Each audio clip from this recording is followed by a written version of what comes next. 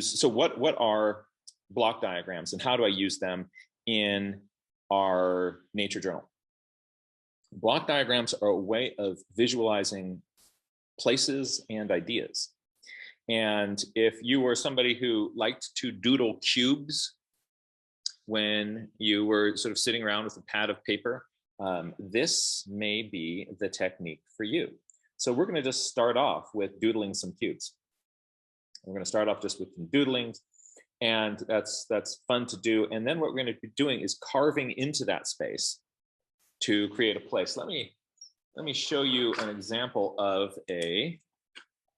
Oh, it's not in that journal. Let me not show you an example of that. Oh, actually, I know how I can show you. I have been talking with Miriam Morrell, the pyrosketchology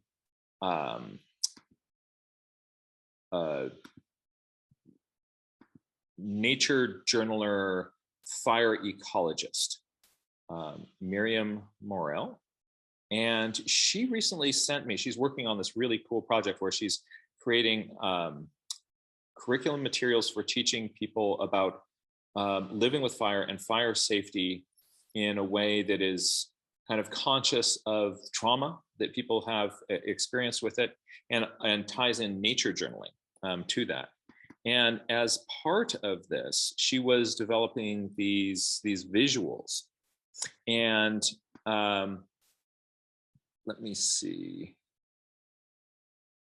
Here it is. And so I'm just going to bounce you into some email between Jack and Miriam. And I think you're going to say like, oh, wow, that's really, really cool. And you'll see kind of this, she's done a number of block diagrams here that I think you'll find very interesting, very creative. And this is kind of where we're going, kind of. You'll see how this is just a useful skill for visualizing things and ideas. Let's see if I can push the right buttons on Zoom and share my email with you. Let's go to Jack's inbox. All right, look at that. So this is, so here's an email from here. Here's a little, I'm going to collapse this on my screen. So she is making a little diagram showing this fire spreading. Also mad props for how do you draw fire? Look at the sort of orange on the edges, then inside that yellow, then white on the inside. Ooh, that is successfully done. I like how that's kind of obscured here by the smoke. Fire is a challenge to draw. But look at this little block diagram. So you could have this, you could show this without it being on this little pop-up chunk of turf. But because it helps you understand the plane that this is on much better. You sort of see a little bit about that surface, that, okay, this is this tilted surface. I'm looking at it from this perspective. And I think that is, that's really useful. Let's check out what else she's done. Oh, look at this crazy piece of pie. Okay, so she's drawn a fire that's moving up a hill. And so over here, you see kind of the cross section of the hill. Here is the burned surface. And when you look at this, you clearly get, okay, this is this, you understand how steep the slope is, that the slope is kind of getting not very steep here, then it's really getting steep up here, right? You see that with this line, this cross-section line, and this line over here. So by having both of those together, you're able to understand the geography of this space that she has created much better. Isn't that interesting? You can do this. Here's another one she sent to me. Here she sort of stacked several things. She's trying to sort of show deep space and wants people to think of this as a three-dimensional thing kind of going back into space. And so she has this sort of these same slices showing what is happening as you're kind of going back in space with the smoke in the fire.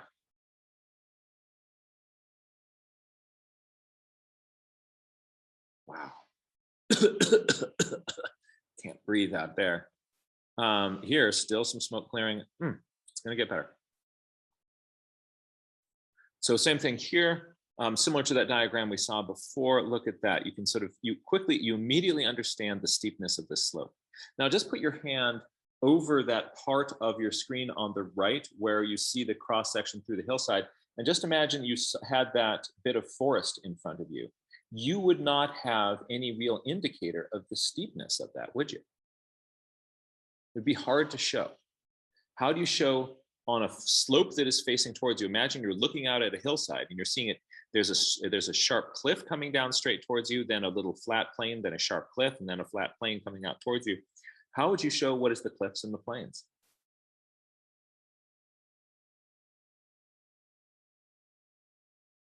And this one, check this out. I mean, wow, think about kind of concept visualization. So she is showing elevation here and habitat type with color. The shape of the cutout block is the shape of Butte County. And then she's showing, when you look at this, you immediately know that that corner back there is high elevation, and the part down here is out in the Central Valley. Oh, that's really, what an interesting visualization, right? So I understand that this is high up here. I understand that this is middle elevation, this is low. Really useful. A couple other ones showing space. Now, she could have done this just as a landscape drawing, right? Have landscape drawing 1 compared with landscape drawing 2.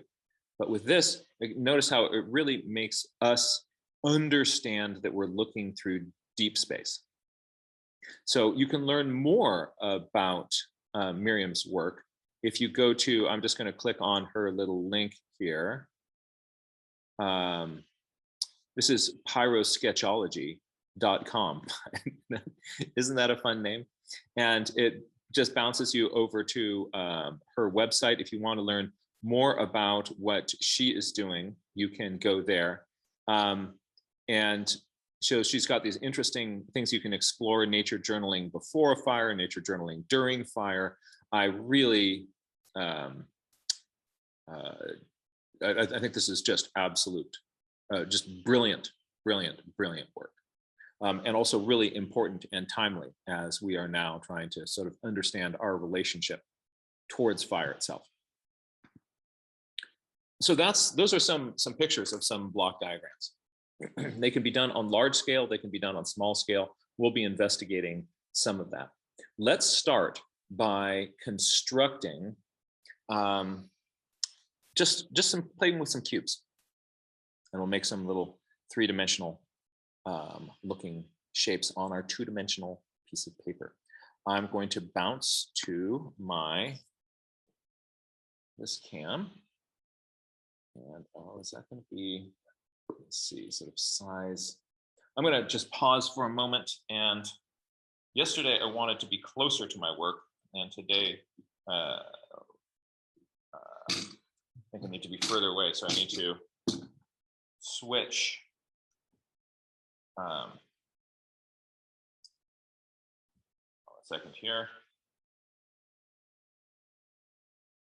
Hi. I am just setting up. Oh.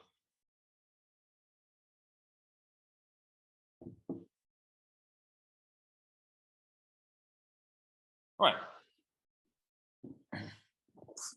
So, back, I say. No, not there. There we go.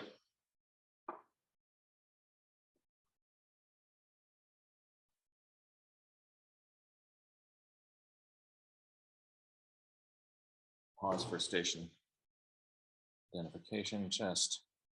We'll be resuming our regular scheduled programming in a moment.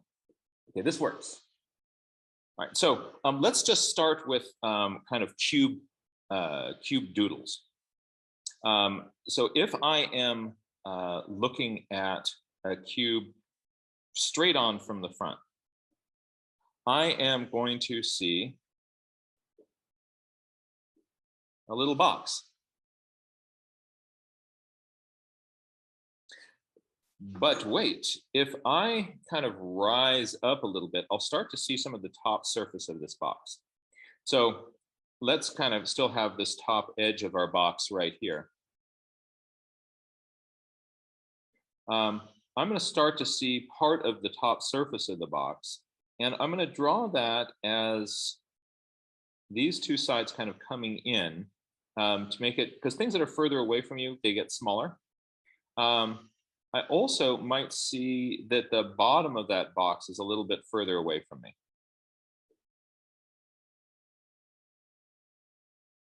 So this is then the edge that is the closest to me. I'm seeing some of this top edge, and I'm seeing this front surface. This front surface here now kind of tilted at an angle. The side that's the closest to me, longer. I can also, if I want to just make this easier for myself, and sometimes I'll do this, I'll just draw the front still, excuse me, as a cube. And it doesn't look that bad just to do that.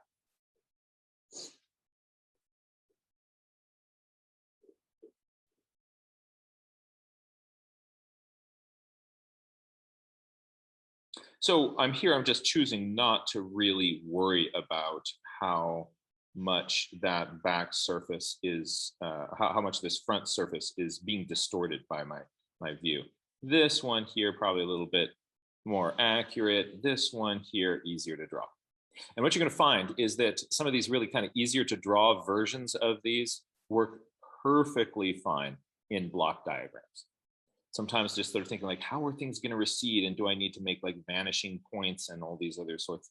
You probably don't. All right, let's take a look at then taking this tilted box and rotating it around. If kind of like this one here, I'm not really thinking about the distortion of this front face. I can get away with drawing a box, sort of a cube. I'm going to draw a little diamond. That's the top of my box. And I'm trying to keep these two sides parallel and these two sides parallel. Then I'm going to drop verticals down from those.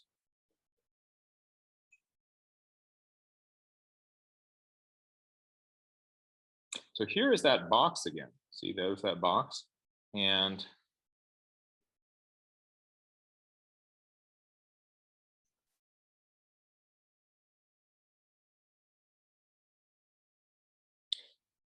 in this little construction here, I'm not worrying about these sorts of distortions. I'm kind of just keeping this face that's turned towards me much more boxy. But if I were seeing this face and this face, this would be, this shape here actually would be distorted. If we can want to get out vanishing points and these sorts of things, we can construct that. But just sort of notice that this actually does a pretty good job of looking like a cube. If I wanted to draw it just a little bit more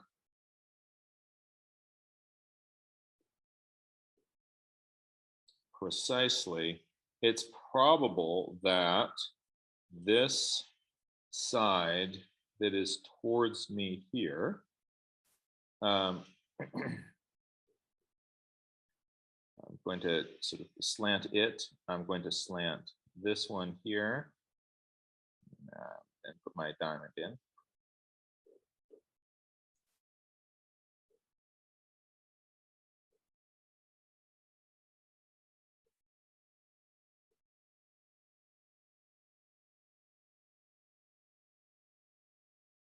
Here, this one is not a perfect square anymore. It's kind of getting a little bit more diamondy.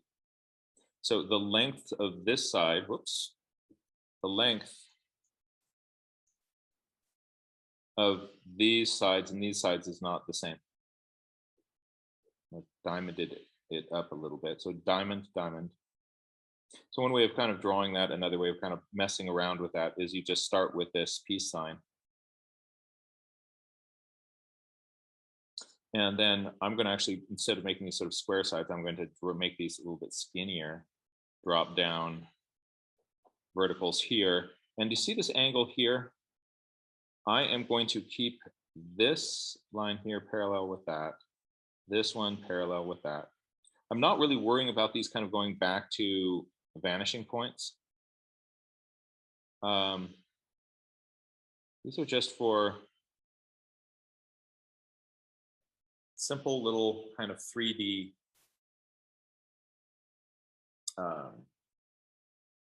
3D feeling shapes, but without getting too fussy with them. I'm going to just do a couple more. This time, let's imagine that this surface here is really close to you, and you want to show that this surface is close to you, and the other side gets further away from you. I'm going to draw that diamond again. And this time, what I'm going to do is I'm going to make these sides tilt in towards that central post. And then I'm drawing the bottom of that. Now you get the feeling that this thing is kind of popping up out of the page towards you. So again, we're not really worrying about vanishing points. We're just playing with these shapes and realizing that if I do tilt the sides, I then kind of get, for instance, here, I'm going to tilt these sides. And let's see. Then I am feeling like this object, all right, here I'm looking down at the base. Here I'm kind of looking up at the base, towards the top. And that sort of feels like it's receding away into the distance. So playing with these sorts of shapes, and what you can even do is kind of, you can even kind of put a little bit of swoosh and action into them. You can start to create a bunch of just little shapes on your page that,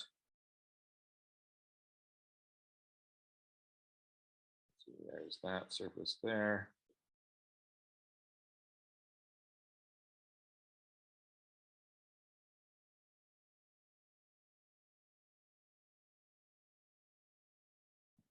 These are just great ways to doodle. If you're just sitting around looking for something to do, doodle geometric shapes and spin them around and sort of notice how it feels when two sides, when the sides stay parallel, or if you make some of those sides converge. So for instance, if I have these sides here converging, and I'm going to do the same thing here.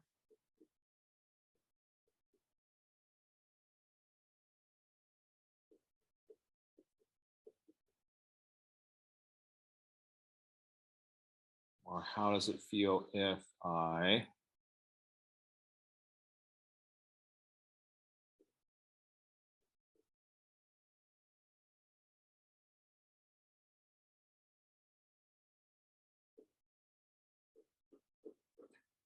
overlap some of your shapes and have fun with that?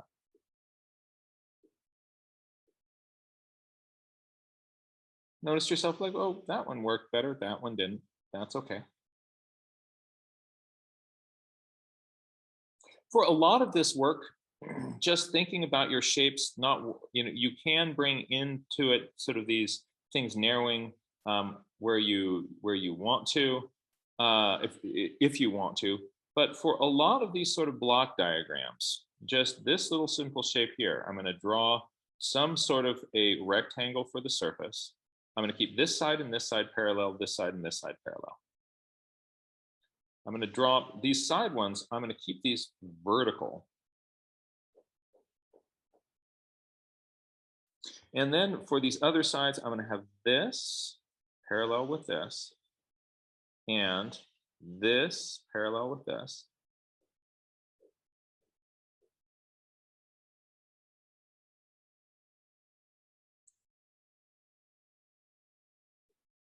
There's a nice little block. So that kind of a shape is just going to work great. You can, if you want to, just sort of tilt one of these out, and it doesn't make that much of a difference. Tilt that out. Now it looks like it's kind of coming up towards me a little bit. If I want to look inside this box, see this rectangle here, or this little polygon right here? I'm going to do the same thing lightly out here, that from this corner, something would be coming down, and from this corner, kind of keeping parallel with this, something's going to be coming up. So that means those two would meet somewhere about there. See what I did? So just making this is down, so this is coming down at the same angle. This is, or these ones here are staying parallel. Where those meet gives me that corner. And then that corner is going to connect up with that corner over there.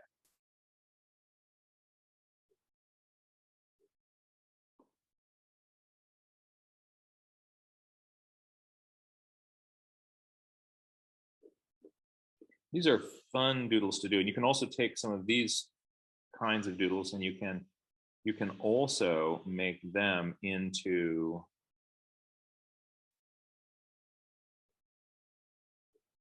kind of glass boxes. Do that right? Let me see. Yeah.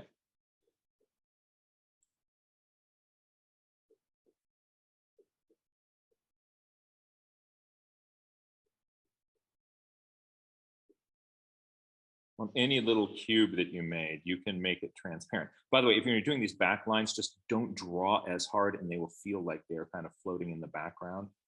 Right.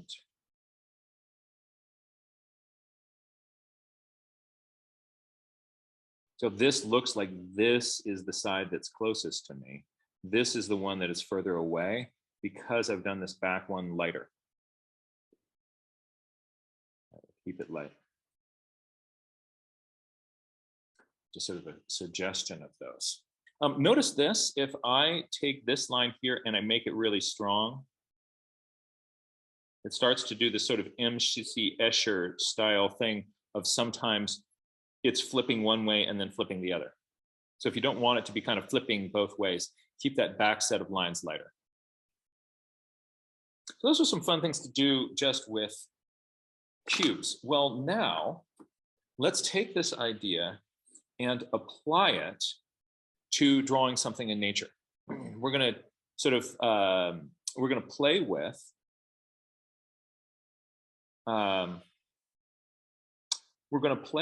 just, or we're going to break out a box here. And let's say I was just up in Yosemite recently, and I was looking at erosion on a stream. And I was thinking to myself, this would be a really fun place to make a,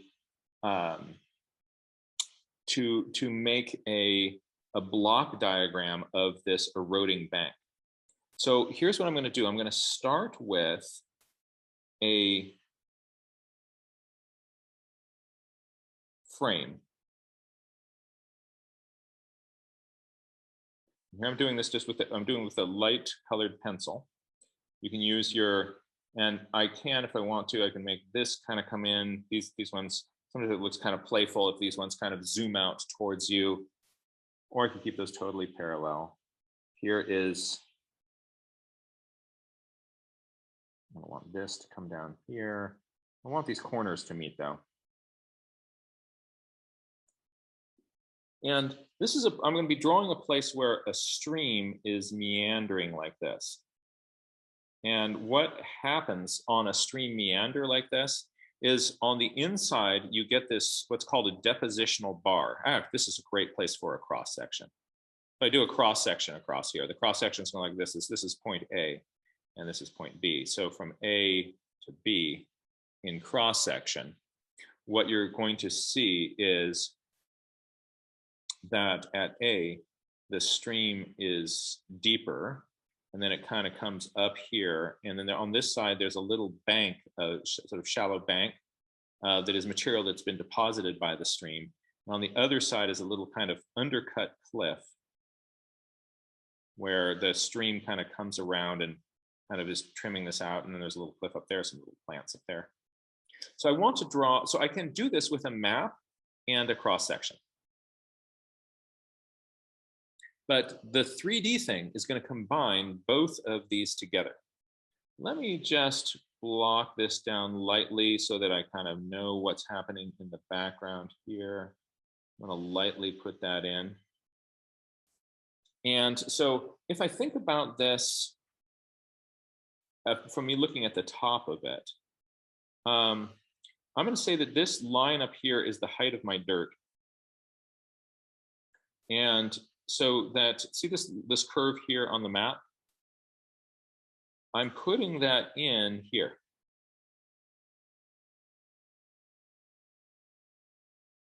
Notice that this bank here is lower elevation than that upper bank. That's my upper elevation thing. So from there, let's think about what the cross section does. I've got grass that comes across, and then it drops down a little cliff. And what was actually cool in this place is that there are these parts that were kind of leaning out like this. I wanted to sort of show that these parts were kind of leaning out like that. There were these a few little chunks that were kind of leaning out away from the cliff. And then the cliff kind of swept around there. And also underneath this part, it was undercut. So the water had kind of come in here and undercut this bank because the water would come swooping around there really fast. So this is essentially a cross section of, so if I'm standing here on the ground, I'm looking down, I've got this little chunk that's peeling off in front of me. Here is this undercut bank underneath me. And then it's going up on the other side, but not as high. And let's put in the water level. For the water level, this is important. If I'm putting water level in on these, it really helps if the line for the cross section of your water goes the same direction as these lines on your box. These lines on your box are kind of helping you kind of keep a track of sort of up, down, and all these sorts of things, right? So this is up, this is down. So to have this be flat, I'm going to keep it parallel with the side of the box here. And here is where my stream then is going to be, parallel with the side of that box. So do you see how this is, if I made a little drawing like this, you know, here is the side of this kind of undercut bank.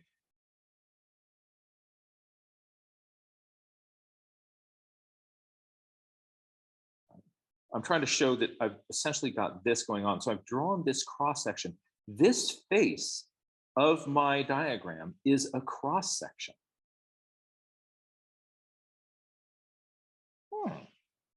Right? What about this face over here? Same thing.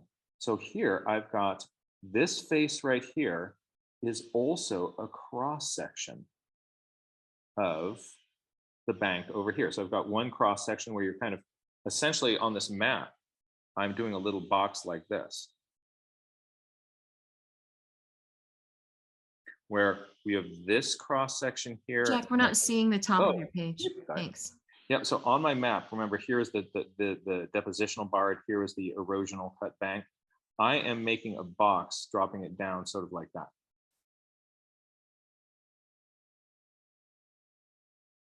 So that means on this side, I am seeing that come down. It is going to come up, and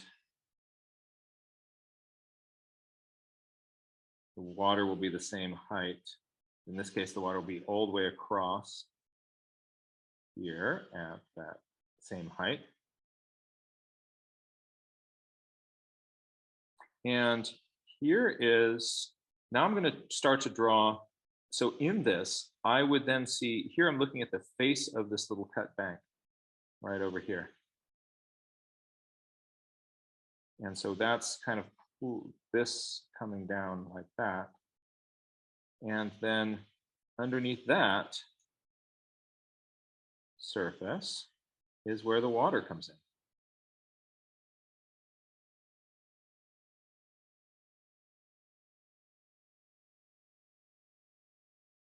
Over here on the side close to me, say I've got I'm going to do kind of a cross section through this surface here. See where I've got my finger up here across this little depositional bar. So this is going to come down. The water is going to come like that. Here's this cross section of some depositional bar, and that's going to stick out into there. Like this.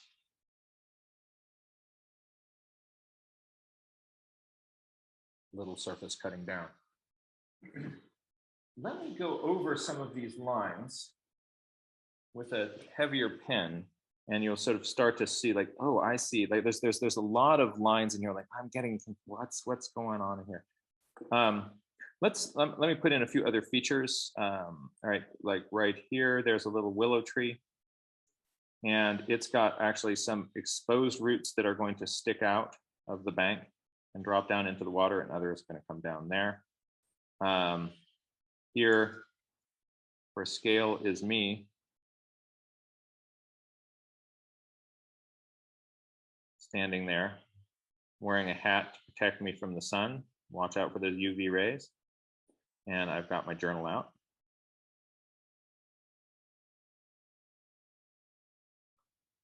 Sometimes just putting yourself in the picture kind of gives you a sense of scale and makes things make a little bit more sense. So now watch what I'm gonna do. I'm gonna draw, this is a grassy surface up here. So I'm gonna just draw, there's some kind of grasses up here around my feet. I'm gonna draw these ones kind of leaning out there like that.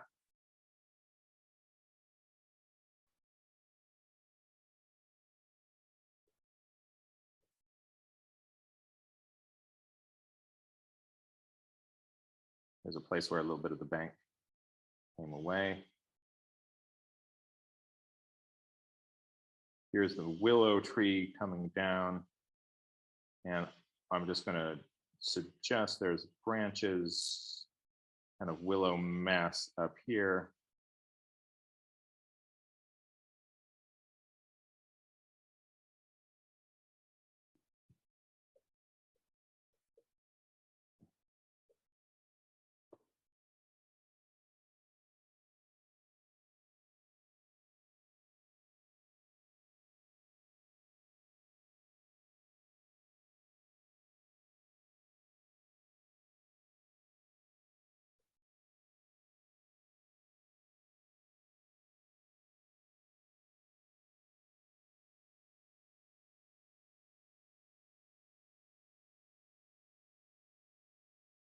And what are we seeing? We're seeing there's kind of a cliff that is coming down like this. So this steep cut bank here, and then it tucks under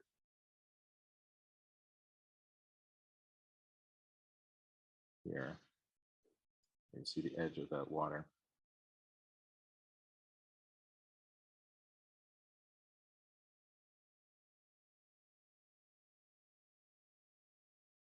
And here's this other little piece that's got some grass on the top of it. And it is just, it's kind of peeling away in this kind of weird counterintuitive way. That's what I thought was really strange, the way that these chunks were kind of crumbling. There's enough attachment in them. I don't wonder if that was plant roots that were kind of coming down in there and holding those together, but they were kind of spalling off in these little chunks and sections. Here's the bottom of the river. And here we're kind of coming up on top of that depositional bar. And it goes down here. Here is that depositional bar sticking out into the water. So here's just the surface of it here. And you can kind of begin to see it kind of continuing down into the water there. Here is the sides of this. This is kind of fun. You can pretend that parts of your little thing here have kind of gotten loose and fallen off. Here's a little clump. That piece fell out there. Plop. Put that on the ground right next to there. And here's, I'm just going to make this kind of this edge a little bit irregular, that because sometimes it's hard to cut out a perfectly even chunk of the earth.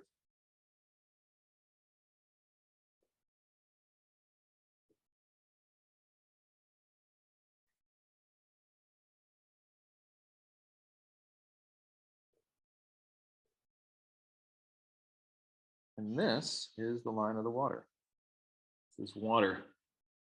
Here you can sort of lightly see that there's some more bank kind of coming in there, but here's the line of the water.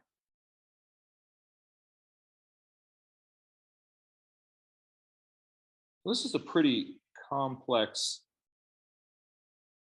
zone here. Oh, I'm going to have this line of the water here too. And this needs to be parallel with this other one. Oh, and then we have that water edge is going to come underneath our cut bank.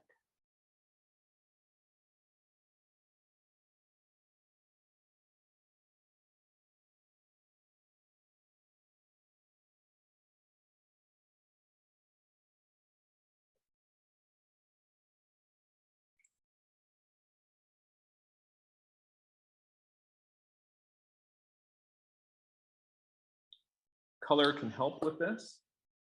So I am going to just draw. And for this, I tend to be really kind of graphic. I mean, just using kind of a simple wash of color to say, this is the grass.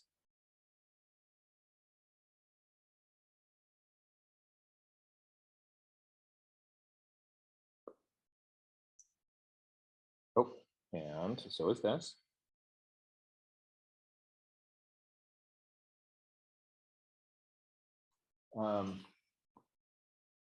This is this exposed face.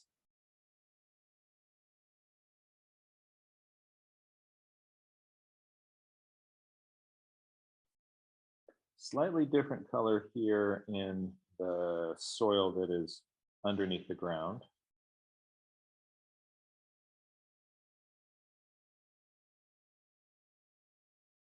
And in here,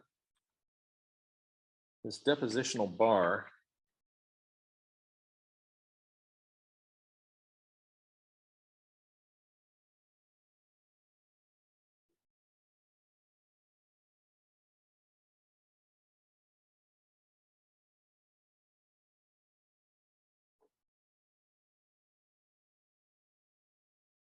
everybody universally thinks that water is blue. We know water isn't, but sometimes when I'm trying to show that this is a water surface, I can just sort of use that as a device to say that this is the surface of the water.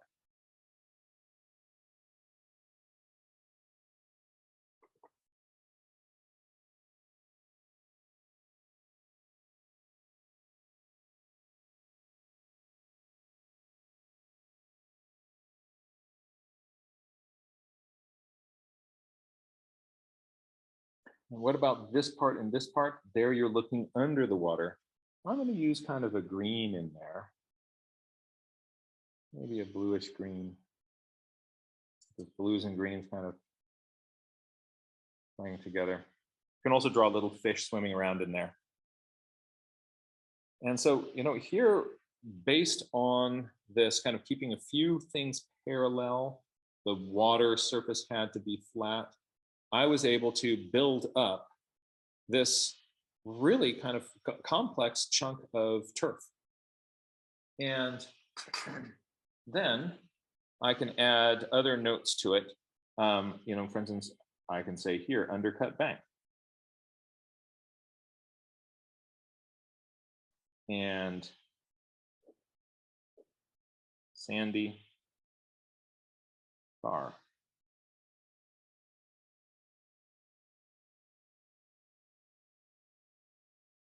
let me do one other, just to kind of, from a very kind of different angle.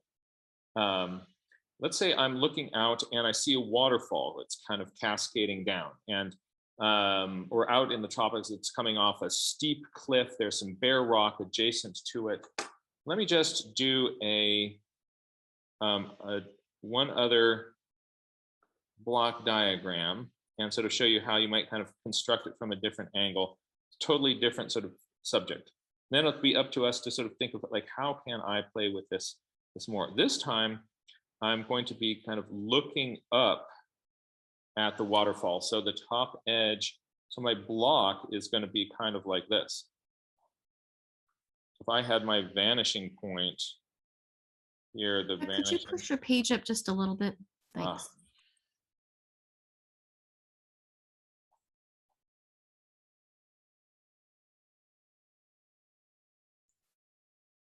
So I've got this tall block, and it is going to be, I'm going to actually just try a little thing with a vanishing point here for a second. This point out here, this is where my eyes are. That comes to there? No, it doesn't. Oh, it doesn't. Where is my horizon? There it is. Okay.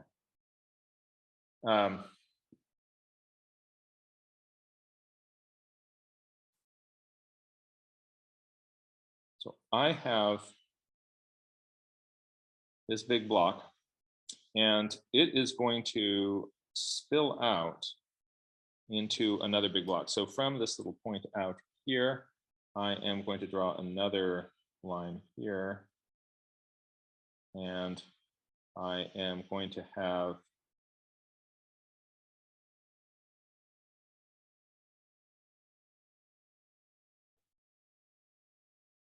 I'm going to build out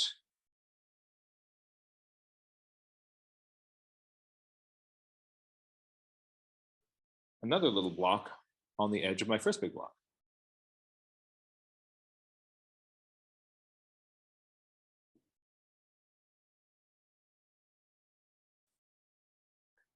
These do not have to be really all that. Kind of, you get these things kind of roughly to work with each other. This is going to be much more forgiving than saying drawing a house, right? Where you have to get all the edges of the house have to be super parallel.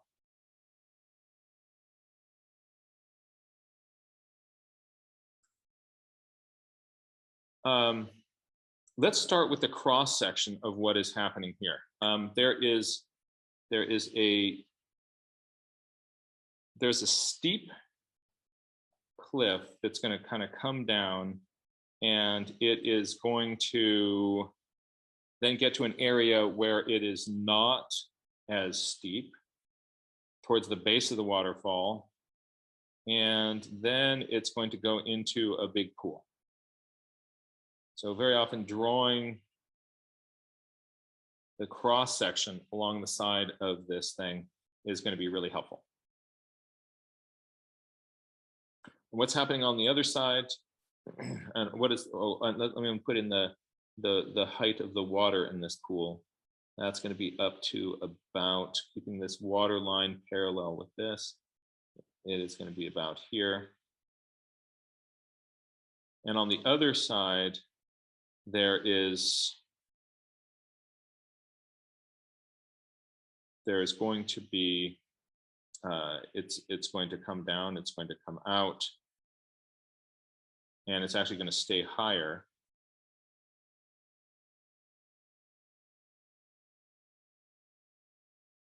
The edges of this pool are going to be in here.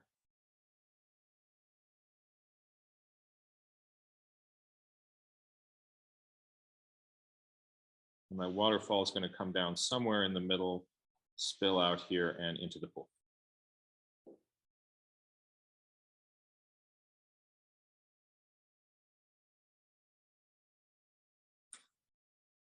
Let's put some stuff in here. Here's the, I'm looking up there at the top of the waterfall.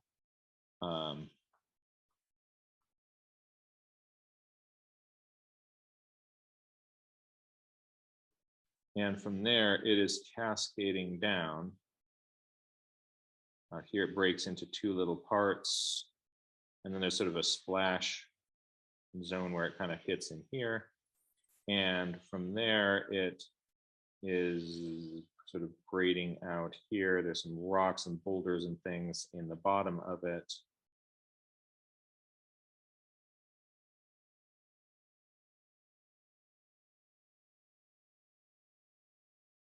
And here is what the cross section of this is doing.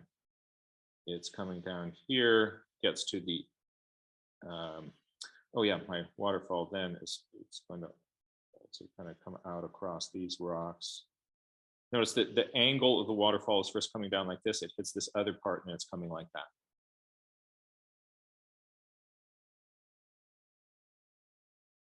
Gets to the edge of the lake here.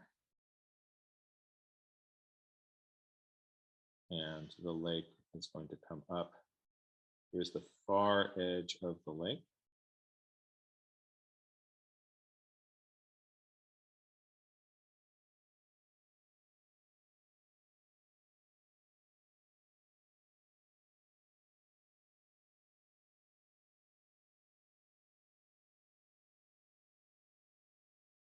And I am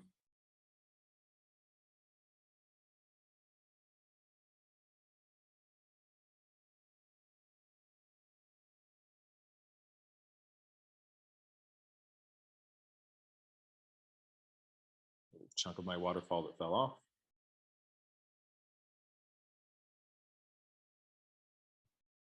Here is the edge of the water here.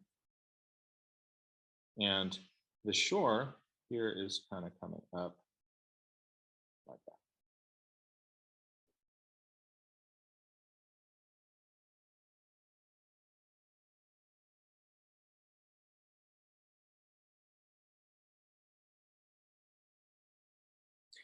Now, if I want to, I can put some vegetation in this.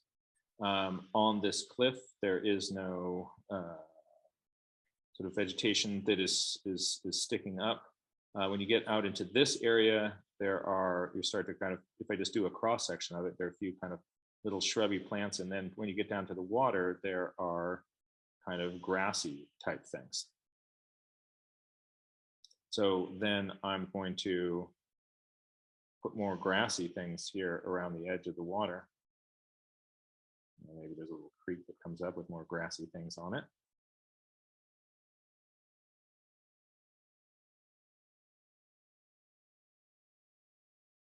And a little bit more of that vegetation that's on the sides.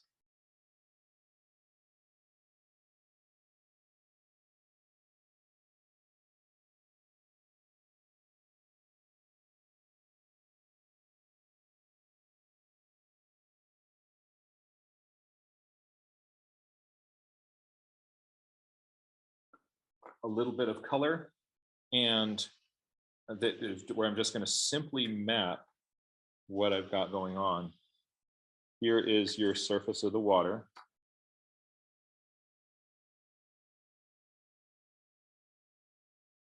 Here's looking underneath the water.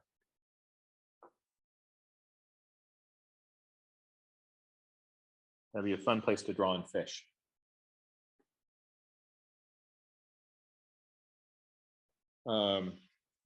Around the edges of my waterfall, I'm going to make the rock darker, because that's that wet rock there that really makes things look like a waterfall when there's wet sort of dark rock around the edges of it.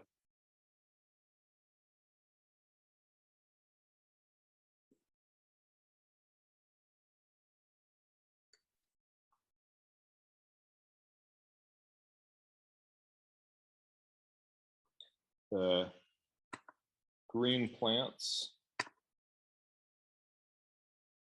here's the stuff that is around the edges of it.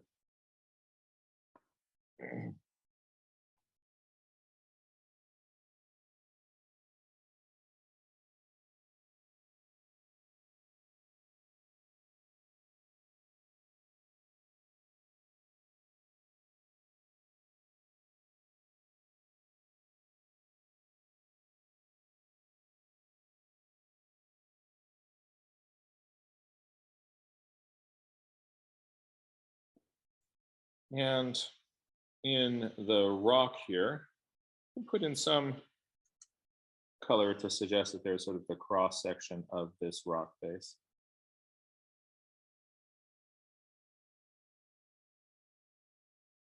And I can choose to imagine that if the light was coming this way, it might be hitting this section of my cross section. I could put that in.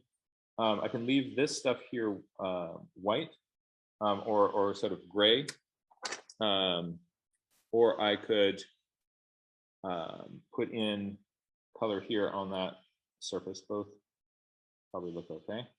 Drop a little bit of white in on my waterfall because using toned paper and putting white in is always fun.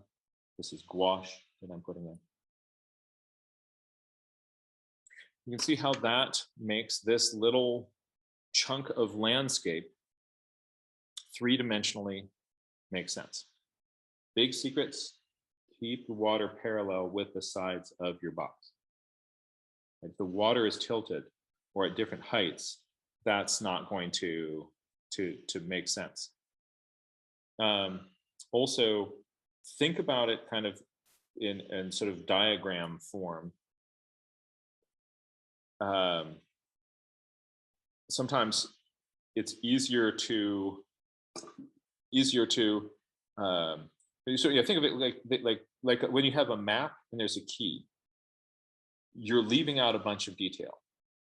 There's enough kind of going on here that if I get into like really intricately rendering things here, it's going to be very confusing. So keep it simpler, and I think you'll find that those are useful.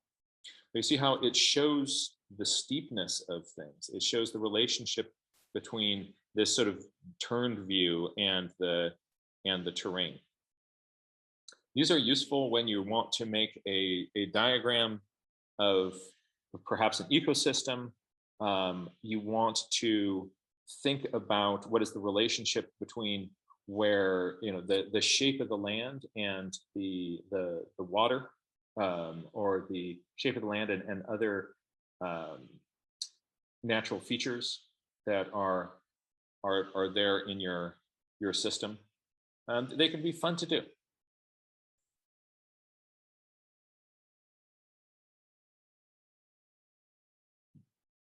What I encourage you to do with this is to start again just with doodles, and then think to yourself, like, how can I tie these sort of, if I'm in a place where I can see that there's a sort of an interesting relationship between things, where I might want to do a cross section and a top view map, can I, just as an experiment, as a little study, make a simplified diagram of both of those together? So what this does is it gives you the top map view, and it's also showing you kind of a clear cross-section view of what you have going on. And those together give you a block diagram. I hope that this was useful. I hope that this was fun, and want to encourage you to initially to play with this as just sort of a little visualization game. Don't worry about it as having to make sort of a grand artwork, but use this to conceptualize ideas and see where that gets you.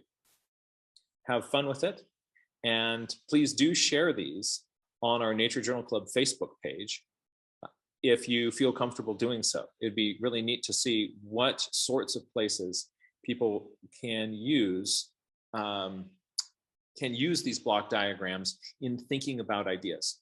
And when we get to mountain meadows, we're going to be making a big block diagram of the mountain meadow system with water coming off the mountains, kind of going into the sponge of the mountain meadow. And then we're going to be inserting other diagrams and drawings in and around that. So, but I'm envisioning perhaps a really neat block diagram being the basis of our model. You also see that this kind of gets you thinking less representational and more kind of playing with ideas. And sometimes you want to be in that representational space, and sometimes you want to be in that idea space.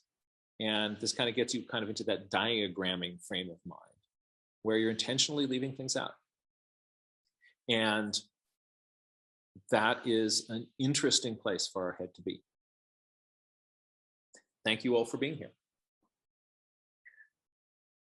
I'm now going to bounce over to our community room, where we can take a look at if anybody has a block diagram or something that is relevant. Oh, by the way, if you want to see really crazy, amazing block diagrams, National Geographic, often illustrations in National Geographic, they'll do these there'll be parts of things where there's this cutaway, and the cutaway sections that they do there,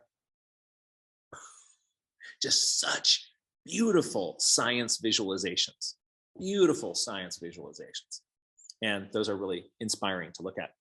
Let me see here. I'm going to go, so if there's something that you would like to share, you can do that either by holding something up to your screen. I'm going to bounce over to Walters and see what's happening there. And then... Yeah, no, it works. Great. Just wanted to show yesterday evening went out, and I'm really proud of these drawings of a Spanish sparrow. I was impressed how actually I could get their poses, like kind of looking at their backs a bit. And as I said last time, I'm experimenting kind of new things with the watercolor. And I also like how it turned out, kind of showing the primaries with the color, and I like it. I like this page that I did a lot. Wow, And, this is really showing a. I often find that as we kind of improve with practice, it happens in jumps. There'll be these big kind of jumps in the improvement of how we both use our tools and our understanding of the subject matter. And I'm seeing a huge jump here in your work. This is really exciting to see, Walters. yeah. The kind of the conformation of these birds, I feel that there is an underlying structure there. There's a skeleton that fits into a body on the end of a neck. It's surrounded by feathers. These feel like really possible bird forms, and the application of your watercolor is really it feels very direct, like you know in your head what I want to show, and you're now kind of your watercolor is cooperating. It says, you want me to be that dark? Okay, I'll be that dark. And the way you get there is just practice. Yeah. Tell us about that back view.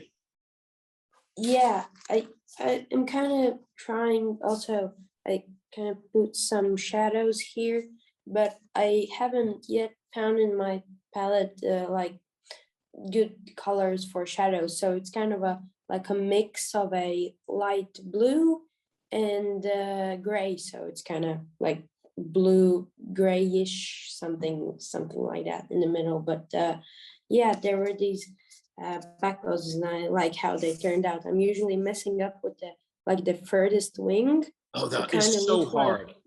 Yeah, it kind of always, for me, it looks like I just put it too much here in the middle, and then just bird looks like it has kind of tweaked its shoulders. But this one kind of turned out pretty well. So yeah. So I like that a lot. And this was just a pose that there these fences that kind of have like this special mesh, or how's it called, and they were kind of standing in the middle with their legs spread, so that was pretty funny. That's really cool. Yeah, and again, you're not afraid of these different views. So you've got back 3/4, front 3/4, the straight on back view. A lot of people just are kind of locked into bird profile mode, but it is very rare that you'll see them just from that crisp profile. And being able to, now you're at the point that if you think about a bird, you can rotate it around in your mind. Mm-hmm. And it shows on your paper. You have a 3-dimensional understanding of this structure that you're playing with. This is exciting. Yeah, Yeah, this was a sacrificial pancake. So it's the first drawing. So, but these ones turned out a lot better. But yeah, really, really like these, and still trying to find the kind of the colors with the shadows, and have been doing, as I showed, a lot of practice here with the watercolors and so on. So, what is the watercolor kit that you're currently using? sorry. What is the watercolor kit that you're currently using? Could you hold it up to the screen? The watercolor. Sorry, don't understand completely. The watercolor set that you use, the pan. Okay. It's from my local. This palette is White Nights, and it's kind of like a selection of my own colors that I kind of picked out. Good. And there's a lot of browns and a lot of browns and some greens on this side. Got blues and purples, redishes, and like kind of black ones and gray ones. So. And I see you're also kind of breaking that mixing area on the side into different zones. Yeah, that's a really good idea. I kind of have red and oranges. Here are my browns, my blues, and my greens. And here, just some colors, like different ones. If I'm, for example, mixing like this, which is called Dune, or I love colors like that. Aren't they useful? Yeah. I find myself reaching for my buff titanium, which is kind of like that all the time. Yeah, this is also an interesting color. I thought when I bought it, I thought it was kind of like white, but it's actually silvery and has a bit of a like a glow in it. And one time I used it to color in a fish, and it really helped, kind of, because fish have the glossy kind of here. I'm not sure. It's kind of yes. Oh, I can see that iridescent sheen. Yeah. Almost a silvery effect. That's fun. Mm-hmm. Yeah. So like that. But I'm consider doing on that palette is to rearrange it so that instead of the columns, like the yellows and reds are in a column this way. Right now it's set up so that the color pans are over here, right? Another way to organize these is you take all your sort of yellows and reds and you put them in a strip going this way across so that they line up with that mixing area. And then the next ones would line up with that mixing area. And then the next ones would line up with that mixing area.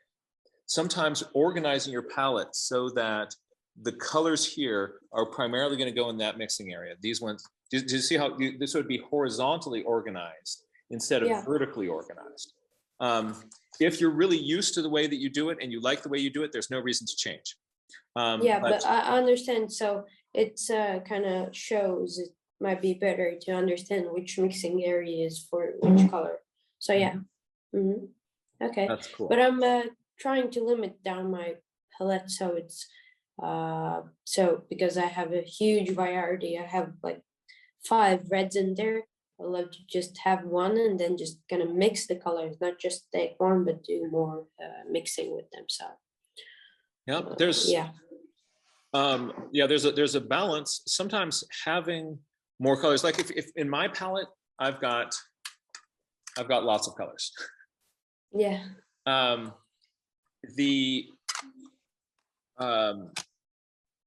Sometimes different paints work in different ways. Like some are more staining, some are more opaque, some granulate, some or the color that one is, you find yourself reaching for it all the time, like that Dune one. And so just be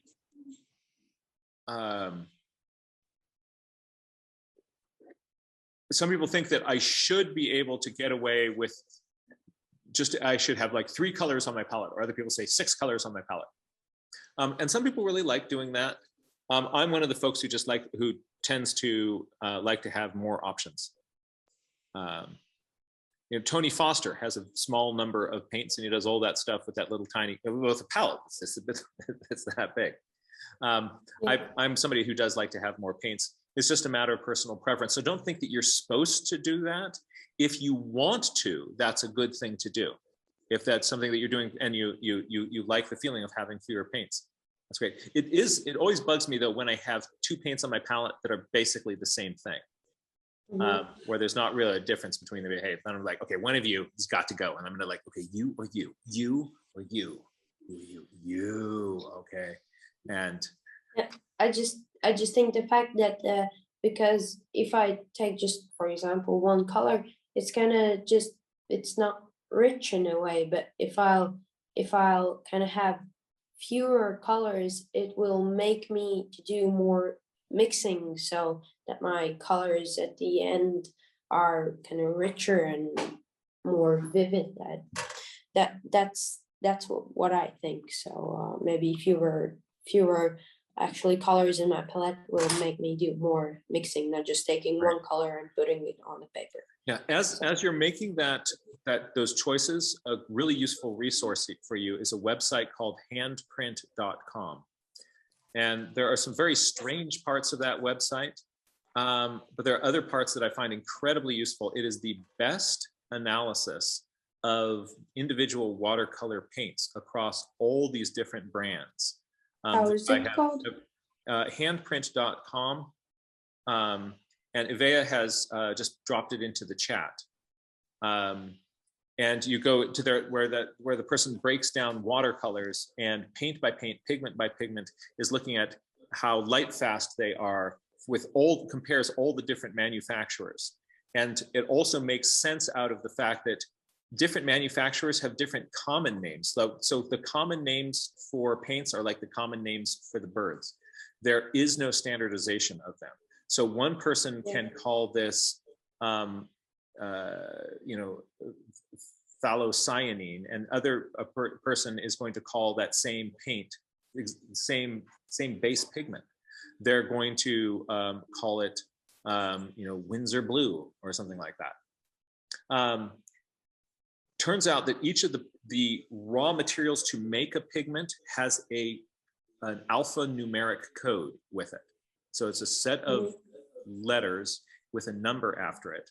And once you kind of realize that, those are kind of like the scientific names of birds. It's saying this, if you take this kind of earth, this mineral, and you grind it up, we're going to call that mineral ground up this letter number combination. And so it's very, very useful. So check out that resource, and you're going to find that's going to help you make if you want to expand or reduce your palette. That's a great way to go. Yeah. Okay. Great. Thank you so much. Really good to see you.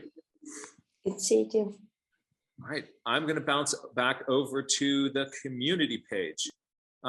Ray Bonto, it's great to see you again. What's going on in your journal?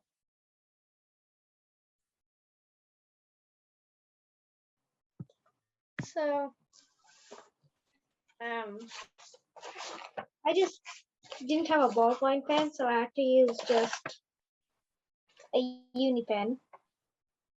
Oh, fun. These sort of shapes are fun to do, aren't they? Oh, yeah. Great. Yeah, do lots of these doodles, and they will start to feel more comfortable. And then we are going to project our map and our cross section into them. Oh, hey, I like the way yours turned out better than mine. I like this. I really get the sense of that big undercut bank there. Yep. Oh, yeah. That works. That's really cool.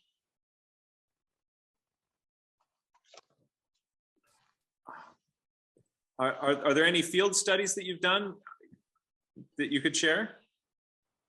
No. Well, it's one of the reasons is that I don't have any gouache left. Ah. I can't find the tube, but it's still there, so don't send any. Oh. But I didn't have gouache at first. I used to have this palette, Mm-hmm. Winsor Newton. Okay, Yep. you see it's all arranged like yours. Yes, Or yes. like too, but it wasn't like that. It was in the rainbow style. But when it first came, and then I found it hard to use, so I found myself just using like scrubbing randomly in every, because the paints weren't beside in the groups beside the Yes. they weren't grouped. So I just there was just mud everywhere. So then I cleaned my palette, took out all the pans, and then put them back in this order. And then it was a little too big, so my dad got me the Cotman set. But then I made this palette. Oh, and nice. This and that. So that's got then your favorite one side by side. Yep. Yeah, this is yours. All right. And it looks like you're running low on a number of pigments there. I'm really delighted that you've got so much use out of that palette. Oh, yeah, what pigments am I running low on? Okay. This is my palette. Look over there. Whoa. Whoa, see, these have been used and loved. That's cool. That's cool. That is a palette that has really been put to work. That's fantastic to see. Thank you, Ray Bonta. Yeah, I've already ordered the blacks. Already ordered some more of those blacks in. The yeah, neutral tint and the and this is also running a bit out, but I've ordered these two. And I've got the Perlene green, which is also running out, but I've got the tube already. oh, good. Isn't that a fun dark? I really like that. That it makes such a rich dark value. Thank you. Well, thank you so much for sharing that. You know, you filled up so many pages in journals, and you're going, you know, this is exactly what we should be doing with paper, exactly what we should be doing with our paint sets. And it's disappearing because you are, if you treat it like something that is precious, that you can't,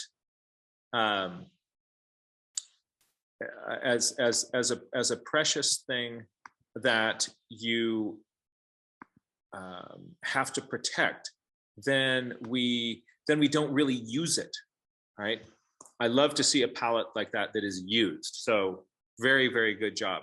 These our paints, our art supplies, our tools. They're not like sometimes, but it's weird how sometimes we'll go like that palette. It's like so nice. I don't want to mess it up. Or sometimes I've even gotten a journal that looked so fancy. I think like, oh man, like I don't want to kind of mess this up. But then we got to remember, no, it's a tool for my brain to play with, and we want to get in there and use those things.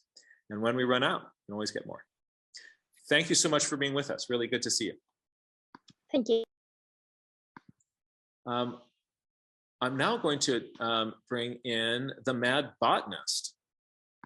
Oh, look at these interesting swatches going on. Tell us what's going on in your journal.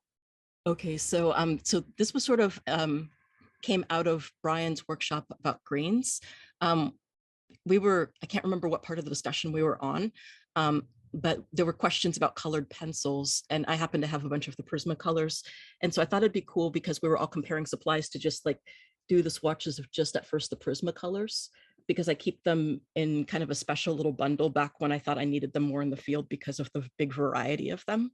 My bundle looks something like this. Oh, nice. I took Yep. this from a different kit and then filled it with my greens back before I began to really play with the watercolors.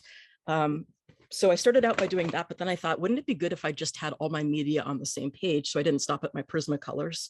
Then I went back and I added in my Tombow shades, and I tried to add them as close to the Prismacolor that matched as I could. Oh, So I added in my 7 shades of green on my Tombows. Then I went back and I added in I think it's 7 more shades of green from your palette. And I added them as close as I could to where I saw that. So for example, interestingly, marine green on the Prismacolor is very similar to the Daniel Smith Undersea green, except that I wanted to add a couple of different tints to it. And then like the rich green gold over here with the artichoke, you get the idea. And then this isn't a media I see people playing with a whole lot in the nature journal community, but a while ago, I don't remember quite why, but I happened to have this box of Crayolas. And I decided to reorganize them by colors recently. And I don't use them a ton, but there are times when, for example, like the other day we were talking about grasses. We were drawing some grasses, but it was there was a dark tree or some sort of a dark color behind it. And it's difficult to be able to do the thin little lines of brightness against the dark. And so one thing that I do that I started when I was doing a drawing a while ago for a different thing is I use those crayons to do the grasses, and then I paint behind them with the dark paint. And that way, good idea. They pop. I originally did that when we were doing Bird for Bob in honor of your dad. And I did that. I'd done a great blue heron, and that was how I illustrated the grasses, and it was my first time doing that. So I have a good memory of that. So I decided to add in those 2. So all of my Crayola. Crayola, yeah. that one. They're all here too. So then just for funsies, now I have all my media on one page. Okay. And that's before I've mixed them. So the next step is of course to mix things and to try like just playing with it that way. But that's really fun. That's a great idea. That is so the Crayolas are those that point to the Crayolas again. It's that series of 4 up there. So here are some, and then here are more. They're the ones that aren't really labeled. All of the others will have either DS or a number or Tombow in front of them, but the Crayolas are the ones that I didn't. Got it. So they have a surprisingly huge range of colors. So your idea about showing grass by first dropping in the Crayola, I'm guessing with a lighter value, and then a darker value of the watercolor over that is great. It's fun too. Like here, let me see if I can do a quick Could you give us a little demo of this? I sure can. So let's just pretend that we've got a nice little, grassy field in here, whatever. Okay, grassy field. And then, one second. I have my paints, but where on earth? Oh yeah, there they are. They're my water brushes. I need to get a desk someday. That's gonna be a while. Let's see here. And let's get some little Paroline in here. Okay. That'll be a nice dark.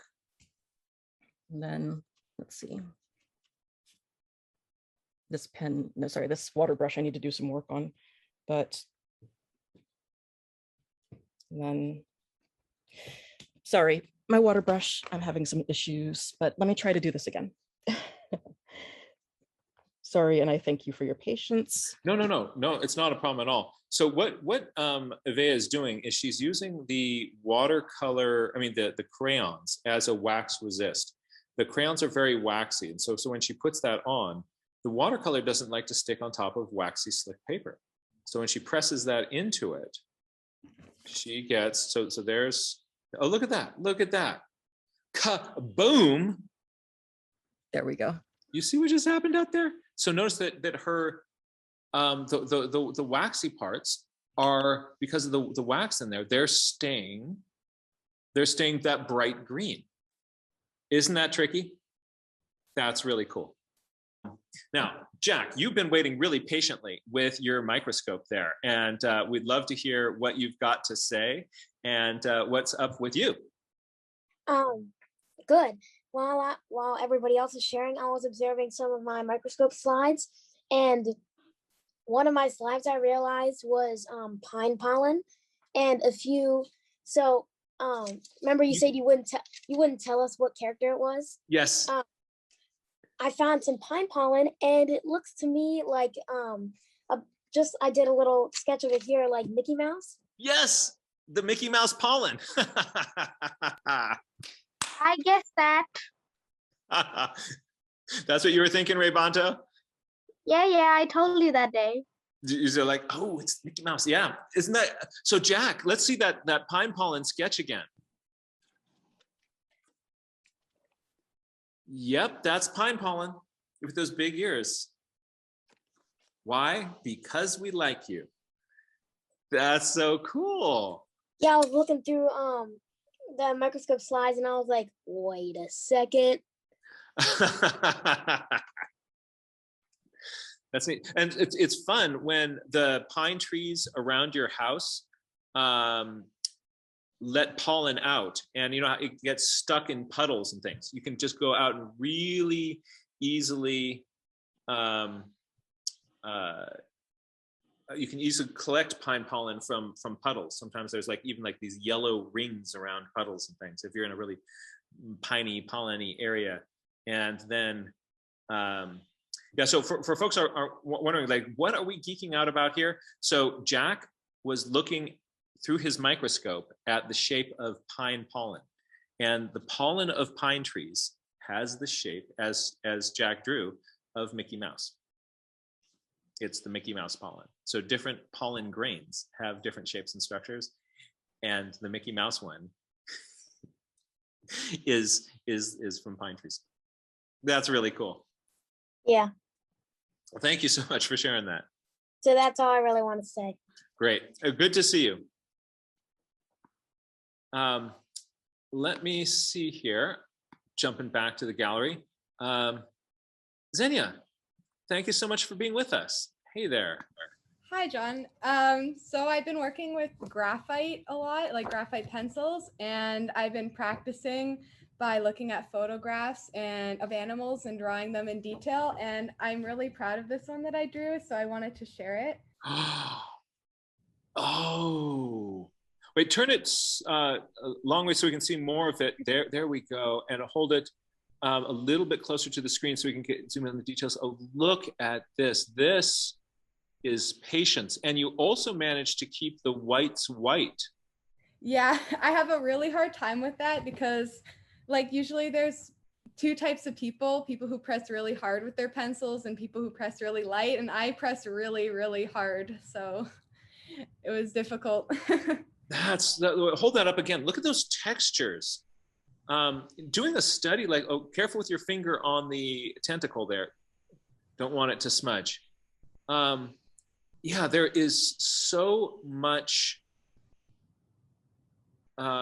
variation and subtlety in this. And I love that little tentacle in the background there that is doing kind of the fern curl. Yeah, thank you. Which part of this was the most fun to do? I'm gonna say the head, because all the little stripes and yeah, I was thinking that. Yeah, and all the little different shades of gray and everything. That one was really fun to do. That's Xenia, this is really exciting. That's a great octopus teacher. Thank you. Have you seen Octopus Teacher, by the way?